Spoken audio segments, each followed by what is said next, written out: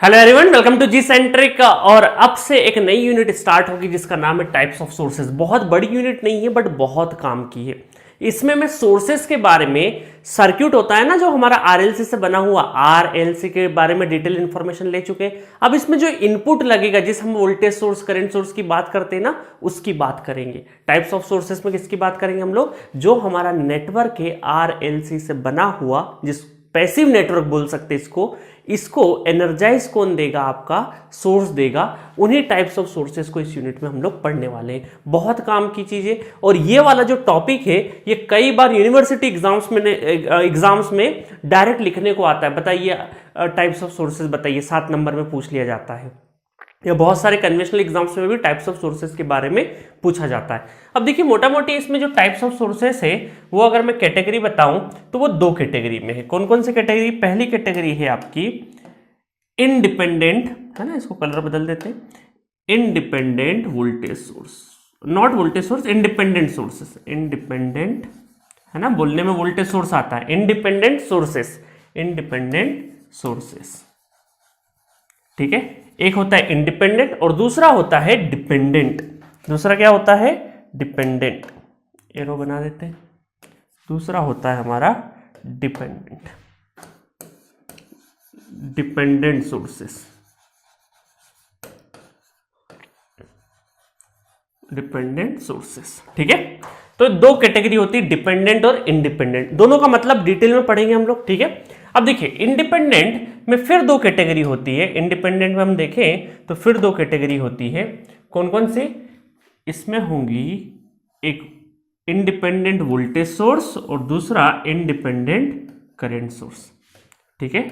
Independent voltage source, voltage source, ठीक है। और ये है आपका करंट सोर्स, करंट सोर्स, ठीक है। क्या हुआ? वोल्टेज सोर्स और current source. Independent voltage source, independent current source. अभी डिटेल में पढ़ेंगे, हर चीज डिटेल में पढ़ेंगे। फिर इसमें 2 टाइप होते हैं। चलो सेम कलर से कर देते हैं। फिर इसमें 2 टाइप होते हैं। कौन से? Voltage source. अब इसमें भी 2 होंगे, आइडियल और प्रैक्टिकल। इसमें भी क्या होंगे? आइडियल और प्रैक्टिकल, है ना। टेंशन लेने की जरूरत नहीं, आपको बहुत ही ब्रीफ में मैं सब कुछ बताऊंगा आपको, ठीक है। इसमें भी क्या होगा? आपका आइडियल और प्रैक्टिकल, प्रैक्टिकल, आइडियल और प्रैक्टिकल। और इधर भी क्या होगा आपका? इधर भी होगा 2 कैटेगरी, आइडियल और प्रैक्टिकल, ठीक है। ये हो गया आपका आइडियल और ये हो गया आपका प्रैक्टिकल, प्रैक्टिकल, ठीक है। तो इसको कैसे रीड करेंगे वो देखिएगा। रीड कैसे करेंगे? इंडिपेंडेंट सोर्सेस है तो independent voltage source, independent voltage source, और अच्छे से पढ़े तो आइडियल वोल्टेज सोर्स, और वो कौन सा? इंडिपेंडेंट, है ना। तो कई बार देखो आपको अभी मैं सिंबल और ये सारी चीजें बताऊंगा तो हम ये बोलेंगे ideal voltage source, practical voltage source, ideal current source, practical current source, और कौन से? इंडिपेंडेंट, ठीक है। अभी एक एक करके मैं सबको डिटेल में पढ़ाऊंगा आपको, ठीक है। सबको डिटेल में बताऊंगा। यहाँ पे ये आपको मैं यहाँ पे बना देता हूं, ठीक है। चलो अब बात करता हूं मैं डिपेंडेंट की। तो डिपेंडेंट को भी डिटेल में बताऊंगा बट अभी मैं शॉर्ट इंट्रो दे देता हूं यहाँ पे, शॉर्ट इंट्रो दे देता हूं यहाँ पे, है ना। इसमें 4 तरीके के होते हैं। डिपेंडेंट में क्या होंगे? 4 तरीके। देखिए ये मैं चार्ट इसलिए बना रहा हूं ना ताकि कोई बड़ी चीज होती है अगर उसको पहले चार्ट में बना ले तो आसानी से समझना हो जाता है, नहीं तो पता ही नहीं चलेगा क्या बोले सर क्या नहीं बोले, बीच में, है ना, कंफ्यूजन हो जाता है। तो एग्जामिनेशन में भी, यूनिवर्सिटी में जो स्टूडेंट है, जो कॉलेज में होंगे, वो अपनी यूनिवर्सिटी में भी पहले ही चार्ट बनाया करो। कोई भी बड़ी चीज लिख रहे हो तो चार्ट बना के फिर उसके बारे में एक एक करके पॉइंट एक्सप्लेन करोगे तो नंबर अच्छा मिलेगा, ठीक है। क्योंकि बहुत सारे स्टूडेंट का एक होता है कि सर यूनिवर्सिटी में हम लिखते रहते नंबर नहीं मिलता, और यही आदत आपको आगे चल के ईएससी या फिर कोई भी स्टेट का जो कन्वेंशनल पेपर होगा उसको सॉल्व करने में बहुत हेल्प करेगी। क्योंकि अप्रोच अभी से कॉलेज में हो जब से ही अच्छी अप्रोच रखो, ठीक है। चलो तो इसमें 4 तरीके के होते हैं, 1 2 3 और 4। इसमें 4 तरीके कौन कौन से हैं मैं लिख देता हूं। थोड़ा सा कलर डिफरेंट ले लेते हैं, डिफरेंट कलर ले लेते हैं। इसमें 4 तरीके के कौन कौन से होंगे? Voltage dependent voltage source, voltage dependent voltage source, voltage dependent current source, current dependent voltage source और करंट डिपेंडेंट करंट सोर्स। ठीक है, अभी टेंशन मत लीजिए, लिखे रहने दीजिए, voltage dependent voltage source, voltage dependent current source, current dependent voltage source, current dependent current source, ये 4 तरीके के होते हैं। ठीक है, अब मैं डिटेल एक्सप्लेनेशन जब इसको डिपेंडेंट को पढ़ाऊंगा आगे आने वाले टाइम में 1 या 2 लेक्चर में ही, तो वहां पर आप अच्छे से समझेंगे। अब देखिएगा, यहां पर इनको मैं ये बोल देता हूं ए, इसको मैं बी बोल देता हूं। एक काम करता हूं, पहले वोल्टेज पढ़ लेंगे ताकि आसान रहेगा हमारे लिए। ठीक है, तो ये हो जाएगा ए, ये हो जाएगा बी, ठीक है, ये हो जाएगा सी और ये हो जाएगा डी। तो सबसे पहले मैं क्या पढ़ाऊंगा आपको, सबसे पहले पढ़ाऊंगा डिपेंडेंट सोर्सेस पढ़ाऊंगा, जिसमें मैं सबसे पहला लूंगा a ideal voltage source, dependent ideal voltage source पढ़ेंगे। ठीक है, फिर पढ़ेंगे प्रैक्टिकल वोल्टेज सोर्स, फिर आइडियल करंट सोर्स, फिर प्रैक्टिकल करंट सोर्स। ये 4 खत्म हो जाएंगे, ए बी सी डी, उसके बाद फिर हम लोग डिपेंडेंट पढ़ेंगे। ठीक है, चलिए 1 बाय 1 डिस्कस करते हैं। ये मैं एक ही स्लाइड पे कर देता हूं आपको दिखाने के लिए। ठीक है, चलिए 1 बाय 1 स्टार्ट करते हैं। तो पहला है हमारा आइडियल वोल्टेज सोर्स। तो आइडियल वोल्टेज सोर्स का जो कि इंडिपेंडेंट है, उसका सिंबल कैसा होता है वो देखते हैं। सबसे पहले हम क्या देखेंगे, सिंबल। सबसे पहले बात करेंगे सिंबल की। अब देखिएगा, सिंबल ये बना और सर्कल, जब भी ये सर्कल दिखे ना, सर्कल, ठीक है, जब भी ये गोला दिखे, सर्कल दिखे, इसका मतलब ये समझ जाइएगा, ये समझ जाएगा, ये सर्कल दिखे तो ये समझ जाइएगा कि ये इंडिपेंडेंट सोर्सेस है ना। ये क्या है, आपके इंडिपेंडेंट सोर्सेस है। सर्कल का मतलब क्या है, इंडिपेंडेंट सोर्सेस। ठीक है, और डिपेंडेंट सोर्सेस कैसे दिखेंगे आगे चल के बताऊंगा। ये डायमंड शेप, डायमंड बोलना हो, पतंग बोलना हो, जैसा भी रहे, है ना, कोई डायमंड बोलते, कोई काइट बोलते, अलग अलग नाम हो सकते। इस तरह का शेप होगा तो ये क्या कहलाएगा, आपका इंडिपेंडेंट सर्कल। ठीक है, और ये शेप होगा तो क्या कहलाएगा, डिपेंडेंट सोर्स। ठीक है, चलिए अब देखिएगा, अब इस सर्कल में अगर मैं किसकी बात कर रहा हूं, आइडियल की बात कर रहा हूं, और किसकी बात कर रहा हूं, वोल्टेज सोर्स की। तो सबसे पहले बात करते हैं वोल्टेज। तो वोल्टेज का मतलब है कि अगर इसमें प्लस और माइनस गिवन है तो ये क्या है, एक तरह का वोल्टेज सोर्स है। ठीक है, ये एक तरह का क्या है, वोल्टेज सोर्स है। प्लस माइनस गिवन है, इसका मतलब क्या है, वोल्टेज सोर्स है। सर्कल गिवन है, इसका मतलब क्या है, इंडिपेंडेंट है ना, क्योंकि इंडिपेंडेंट का सिंबल ऐसा है। अब बहुत सारे लोग पूछेंगे सर सिंबल ऐसा ही क्यों बनाया, ये हमारी कन्वेंशन के हिसाब से, हमारे सहूलियत के हिसाब से हम लोगों ने सिंबल यूज करे हैं। अब अपनी मर्जी से कोई भी सिंबल यूज नहीं कर सकते, जो स्टैंडर्ड नोटेशन हम लोगों ने लिए हैं। अब रजिस्टर को ऐसा करते हैं, इंडक्टर को ऐसा करते हैं, लॉजिक है इनके पीछे, बट एक हम अपने हिसाब से कुछ भी नहीं नोटेशन यूज कर सकते हैं। ठीक है, तो जो स्टैंडर्ड हम लोगों ने हमारे लिए नेटवर्क थ्योरी में जो बनाए गए, उन्हीं स्टैंडर्ड नोटेशन को हमें यूज करना है। तो प्लस माइनस का मतलब वोल्टेज सोर्स, सर्कल का मतलब इंडिपेंडेंट। अब आइडियल का मतलब क्या है वो भी बताता हूं। ठीक है, वो भी बताता हूं। अब चलो, ये सिंबल है आपका किसका, ये है आपका डीसी का। किसका है, डीसी का। सपोज करो एसी होता तो, वैसे तो मैं एसी डिटेल में पढ़ाऊंगा, बट यहां सिंबल बता देता हूं कि अगर एसी सोर्स होता तो होता सर्कल ही, ये एक तरह का लिखा रहता और प्लस माइनस। ठीक है, ये एक तरह का साइनोसॉइडल का सिंबल होता, तो ये हो जाता आपका एसी का सिंबल। क्या हो जाता, एसी का। ये डीसी का, ये एसी का सिंबल। ठीक है, चलिए आगे बढ़ते हैं। सिंबल की बात हो गई हमारी, कहानी एसी और डीसी दोनों की। अब हमको पता चल गया कि सर सिंबल का मतलब सर्कल अगर है तो इसका मतलब इंडिपेंडेंट, प्लस माइनस है इसका मतलब वोल्टेज सोर्स, आइडियल है। ये कैसे पता करेंगे, तो आपको मैं सर्किट में इसको फिट करके बताता हूं, है ना, कॉपी करता हूं। सपोज करो अभी तो डीसी नेटवर्क पढ़ रहे तो डीसी को ही कॉपी कर लेता हूं मैं। ठीक है, देखिएगा, बहुत ध्यान से देखिएगा, यहां पर इसमें हम लोग सर्किटरी लगाएंगे। ठीक है, चलो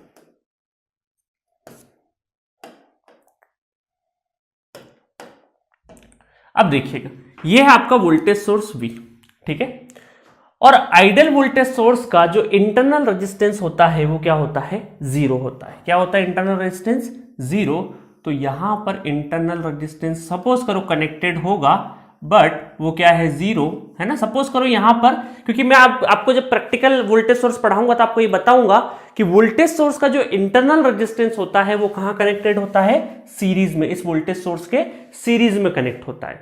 और आइडियल वोल्टेज सोर्स का जो इंटरनल रेजिस्टेंस है, internal resistance ideal voltage source का जो इंटरनल रेजिस्टेंस है वो क्या होता है, जीरो होता है। ठीक है, इंटरनल रेजिस्टेंस जीरो, और जीरो का मतलब सीरीज में लगा था, जीरो का मतलब क्या है, शॉर्ट सर्क्यूट है, मतलब यहां पर शॉर्ट सर्क्यूट आ जाएगा। ठीक है, चलो अभी जब आप प्रैक्टिकल पढ़ लोगे पूरा आइडियल और प्रैक्टिकल दोनों, तो और अच्छे से आप समझ जाओगे। सपोज करो ये लोड कनेक्ट किया मैंने, यहां पे क्या कनेक्ट किया मैंने, लोड, ये हमारा क्या है, लोड, LOAD, लोड कनेक्ट कर दिया हम लोगों ने। अब ध्यान से देखना, लोड कनेक्ट करने के बाद यहां पर ये है हमारा टर्मिनल वोल्टेज VT, ये क्या है VT, टर्मिनल वोल्टेज, इस लोड के अक्रॉस टर्मिनल वोल्टेज, और ये क्या है हमारा करंट I, करंट I। अब मुझे एक चीज बताइएगा कि टर्मिनल वोल्टेज जो है, ये हम ये बोल सकते हैं जो लोड का वोल्टेज है, लोड वोल्टेज हम ये बोल सकते हैं, लोड वोल्टेज VT क्या होगा, वो किसके बराबर होगा, यही वोल्टेज के बराबर। और केवीएल घूम के देख लीजिए। अब आप बोलोगे सर केवीएल तो अभी आपने पढ़ाया नहीं है, बट अभी आगे पढ़ाऊंगा, बट थोड़ा बहुत केवीएल तो पता होगा, और नहीं पता हो तो पहले आगे जब मैं केवीएल पढ़ा दूंगा उसके बाद ये वाली चीज एक बार और देख लेना। तो ये वाला वोल्टेज यही रहेगा, ये बात तो आपको पता होनी चाहिए, और नहीं भी होगी तो कोई दिक्कत नहीं, अभी मैं केवीएल आगे पढ़ाऊंगा, केवीएल केसीएल, तो आपको आराम से पता चल जाएगी। ठीक है, तो इसका मतलब है कि यहां पर देखिए ये जो टर्मिनल वोल्टेज, ध्यान से देखिएगा, ये जो टर्मिनल वोल्टेज है it is independent to the load current, इस लोड करंट से क्या है, इंडिपेंडेंट है। देखिए ये लोड करंट ही है, लोड के अंदर जा रहा है यही करंट, तो हम ये बोल सकते हैं यही करंट हमारा क्या है, लोड करंट है। तो हम क्या बोल सकते हैं, terminal voltage is independent to the, किसी भी लोड के अक्रॉस का जो वोल्टेज है टर्मिनल वोल्टेज, वो आप बोल सकते हैं कि terminal voltage is independent to the load current. या फिर ऐसा भी बोल सकते हैं कि load voltage is not the function of load current, load voltage is not the function of load current. इस वजह से हम ये बोल सकते हैं VT इक्वल टू V, इस वजह से इसको बोलते हैं आइडियल वोल्टेज सोर्स। ठीक है, आइडियल वोल्टेज सोर्स। तो ये दो स्टेटमेंट में जल्दी से लिख देता हूं, आइडियल वोल्टेज सोर्स। ठीक है, तो ये दोनों स्टेटमेंट मैंने लिख दिए यहां पे आपकी सहूलियत के लिए। अच्छा, मैं चाहूं तो एक ग्राफ भी प्लॉट कर सकता हूं, ग्राफ प्लॉट कर लेते हैं। सपोज करो ये मैं ग्राफ प्लॉट कर लेता हूं, किस किस के बीच में, ये V और I के बीच में, या टर्मिनल वोल्टेज और लोड करंट के बीच में, लोड करंट के बीच में। तो अगर मुझे ये इक्वेशन देख के ये ग्राफ ड्रॉ करना हो तो मैं कैसे करूंगा, ये ग्राफ मैं कुछ इस तरीके से ड्रॉ कर सकता हूं कि यहां पे VT equal to V always constant V बना रहेगा, always constant VT equal to V बना रहेगा। It is independent to the load current, load current की वैल्यू कितनी भी बदलते जाइए, आपका जो टर्मिनल वोल्टेज है उसकी वैल्यू जो है V वो कांस्टेंट बनी हुई है, that is ideal voltage source. ठीक है, तो दो डेफिनेशन मैंने यहां लिख दी, the terminal voltage is independent to the, या इंडिपेंडेंट ऑफ लोड करंट, या फिर the terminal voltage is not a function of a load current is known as ideal voltage source. ठीक है, is not a function of load current. तो ये graph आप देख सकते हैं। अब बात करते हैं प्रैक्टिकल वोल्टेज सोर्स की। किसकी बात करें अगर हम लोग, प्रैक्टिकल वोल्टेज सोर्स की, तो यहां पर इसको मैं कॉपी कर लेता हूं प्रैक्टिकल वोल्टेज सोर्स को। तो चलो कॉपी क्या करते हैं, वापस से सिंबल भी बना देंगे हम लोग, practical voltage source, practical voltage source के हम लोग सिंबल बना देते हैं। ठीक है, तो मैं यहां से इनको कॉपी करके ले आता हूं एक बार, देखिएगा। अब यहां पर क्या होगा, इंटरनल रेजिस्टेंस होगा, इंटरनल रेजिस्टेंस होगा। तो यहां पे सिंबल में देखिएगा DC है, तो यहां पर सीरीज में एक इंटरनल रेजिस्टेंस लग जाएगा, एक इंटरनल रेजिस्टेंस लग जाएगा।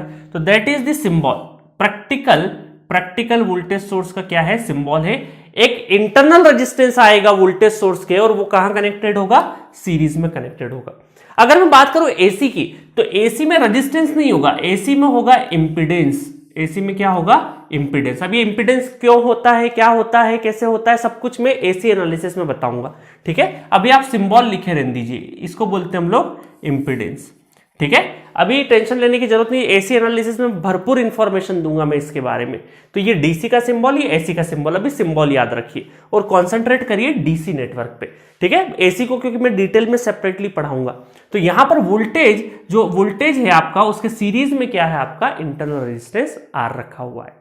ठीक है, आई बात समझ में। चलो अब आगे चलते हैं। तो आगे मैं इस नेटवर्क को क्या करता हूं, कॉपी कर देता हूं।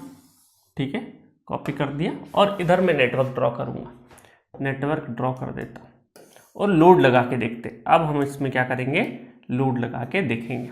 ठीक है, चलो अब ये इंटरनल रेजिस्टेंस था और सोर्स का था, ये सोर्स का था तो मैं इसको RS या फिर ZS भी बोल सकता हूँ। ठीक है, तो इसको मैंने RS बोल दिया, क्यों, क्योंकि ये सोर्स का इंटरनल रेजिस्टेंस है, इस वजह से RS लिख दिया।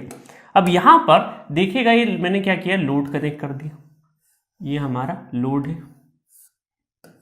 लोड कनेक्ट कर दिया और टर्मिनल वोल्टेज क्या क्या आ जाएगा आपका, ये देखो ये टर्मिनल वोल्टेज VT, ठीक है, और यहां पर करंट आपका IL करंट।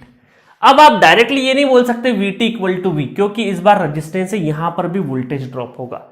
और यहां से एक इक्वेशन लिखते हैं, मैं लिखूंगा यहां से, अगर मैं इक्वेशन लिखूं तो KVL घूम जाऊंगा। अभी KVL कैसे होता है, अगर आपने 11-12 में थोड़ा सा KVL पढ़ा होगा तो ये इक्वेशन आसानी से लिख लोगे, अदरवाइज कोई दिक्कत नहीं, आगे चल के अभी मैं कुछ लेक्चर बाद KVL KCL पढ़ाऊंगा, उसके बाद ये बहुत ही आसानी से समझ में आ जाएगा। ठीक है, तो मैं यहां पे अभी डायरेक्टली लिख देता हूं V minus IL RS minus VT equal to 0, तो VT इक्वल टू कितना हो जाएगा, VT equal to V minus IL RS, V minus IL RS। ठीक है, अब इसका ग्राफ प्लॉट करना है मुझे, किसका ग्राफ प्लॉट करना है, इस इक्वेशन का ग्राफ प्लॉट करना है। अब देखिए, याद है आपको जब हम बचपन में होते थे, बचपन मतलब कि 8, 9, 10th में होते थे, और हमें एक क्वेश्चन, हमारे टाइम के मैथमेटिक्स में क्वेश्चन आता था ग्राफ के ऊपर, और हम खुश हो जाते थे कि ग्राफ प्लॉट करना है, कुछ वैल्यू गिवन है, स्टैटिस्टिक्स का पोर्शन होता था और वो पूरे 10 नंबर का होता था। एक बार की बात बताता हूं मैं आपको कि कई बार क्या होता था ना कि उस स्टैटिस्टिक्स वाले में ऑप्शन मिलता था कि या तो आप ग्राफ वाला क्वेश्चन कर लो या उसके और वाला कर लो। तो मैंने एक बार क्या करा कि दोनों क्वेश्चन कर दिए, फुर्सत में बैठे थे, चलो दोनों कर देते, ग्राफ भी चिपका देते और ग्राफ कहीं पर भी, अब 8, 9, 10th में कहीं पर भी लगा दो तो टीचर एक बार देख लेता, हाँ वही ग्राफ लगाया है लड़के ने, तो 6th 7th या 7th से आई थिंक स्टार्ट हो जाता है, तो मैंने शायद 7th या 8th क्लास में वो ग्राफ बना दिया, ग्राफ लगा दिया और उसके और वाला क्वेश्चन भी कर दिया। अब क्या हो रहा है कि मैडम जो चेक कर रही है कॉपी, वो मार्क्स कैलकुलेट करे, तो उसने क्या किया, जो मैम थी, जो मैथमेटिक्स की जो टीचर थी हमारी, उन्होंने दोनों क्वेश्चन चेक कर दिए और दोनों के नंबर दे दिए। अब उस चक्कर में क्या हुआ कि मुझे एक्चुअल नंबर आ रहे थे 98 अगर मैं और वाले का छोड़ दूं, बट कैलकुलेशन पहुंच रही थी 108, कैलकुलेशन पहुंच रही थी 108। मैडम का दिमाग खराब कि 108 नंबर कहां से आ रहा। अब वो क्लिक नहीं किया कि इस लड़के ने दोनों और वाले क्वेश्चन कर दिए, इस वजह से कैलकुलेशन 108 पे पहुंच गई है। ठीक है, तो फिर थोड़ी देर बाद उनको जब थॉरोली चेक किया होगा तो उनको पता चल गया, बट मुझे बहुत डांट पड़ी क्योंकि दिमाग खराब हो गया उनका, तो उन्होंने स्ट्रिक्टली बोला कि 2 क्वेश्चन आइंदा करना नहीं, क्योंकि मेरा टाइम बहुत वेस्ट हुआ इस चक्कर में, तो पूरा थॉरोली चेक किया। तो है ना, तो इस तरह का एक ग्राफ का क्वेश्चन आता था जिसमें कोई इक्वेशन होता था या स्टेटिस्टिक्स का वैल्यू पुट कर करके हमें ग्राफ बनाना रहता था, 10 नंबर का आता था। ठीक है, तो अब इसका भी हमें क्या करना है, ग्राफ बनाना है, इसका हमें क्या करना है, ग्राफ बनाना है। तो चलो ग्राफ बना देते हैं, किसके इसके बीच में ग्राफ बनाए, है ना, मैं इधर बना देता हूं ग्राफ, ये मैं ग्राफ प्लॉट करूंगा। ठीक है, टर्मिनल वोल्टेज और IL करंट के बीच में, टर्मिनल वोल्टेज और IL करंट के बीच में। अब देखिए, ग्राफ प्लॉट करना है तो हमने y एक्सिस और x एक्सिस पे करते थे, और ये इक्वेशन हमारी x और y के फंक्शन में होती थी, तो यहां पर y एक्सिस पे VT है और x एक्सिस पे IL करंट है। अब वैल्यू x की वैल्यू पुट करते जाओ, x की वैल्यू पुट करते जाओ और y की जो वैल्यू है वहां डॉट लगाते जाओ और उनको कनेक्ट कर दो, तो बन गया ग्राफ। ठीक है, तो सिमिलरली हम लोग यही करेंगे कि यहां पर भी हम लोग वही जो हमने बेसिक में सीखा है कि ये x की IL करंट की वैल्यू वेरी करते जाएंगे, तो 0 से लगा के आगे बढ़ाते जाएंगे, बढ़ाते जाएंगे, बढ़ाते जाएंगे, बढ़ाते जाएंगे, और हमें अलग अलग टर्मिनल वोल्टेज VT की वैल्यू मिलती जाएगी। सपोज करो स्टार्ट करते हैं हम लोग, पहली कैलकुलेशन स्टार्ट करते हैं कि IL इक्वल टू क्या हो जाए, 0 हो जाए। IL अगर 0 हो गया तो ये टर्म पूरी 0, तो VT क्या हो जाएगा, V के बराबर, मतलब ग्राफ हमारा कहीं VT इक्वल टू V से स्टार्ट होगा।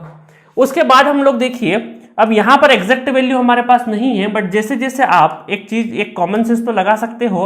अब बचपन के दिन तो थोड़े से हम लोग सीखे कि जैसे जैसे ये IL बढ़ाते जाएंगे, ये निगेटिव की टर्म है, मतलब V में से समथिंग कुछ निगेटिव, और ये IL बढ़ रहा है, मतलब ओवरऑल वैल्यू बढ़ रही है, तो ये बढ़ते जाएगा, तो हमारा टर्मिनल वोल्टेज कम होते जाएगा। ये बात मानते हो? अदरवाइज ये समझ में नहीं आए तो एक एक वैल्यू लिख लेना।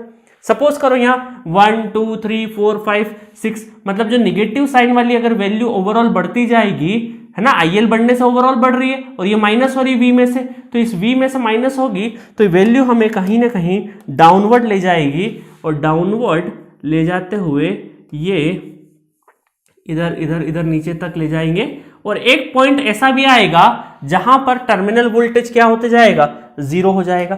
तो टर्मिनल वोल्टेज हो सकता है एक ऐसा पॉइंट आएगा जहां पे 0 हो जाए, और उस टाइम पर आप देखिए ये अगर 0 हो गया तो आपका जो एक्सप्रेशन है V माइनस IL RS, तो IL की वैल्यू क्या हो जाएगी, V डिवाइडेड बाय RS। तो इस पॉइंट पर, जहां पर इस पॉइंट पे आपका क्या है, टर्मिनल वोल्टेज 0 है, तो यहां की वैल्यू क्या आ जाएगी, यहां की वैल्यू आ जाएगी आपकी V डिवाइडेड बाय RS। तो ये क्या है अभी हमारा, ये है practical voltage source. Ideal voltage source में क्या था, देखिए आइडियल वोल्टेज सोर्स में वोल्टेज क्या था, इंडिपेंडेंट था।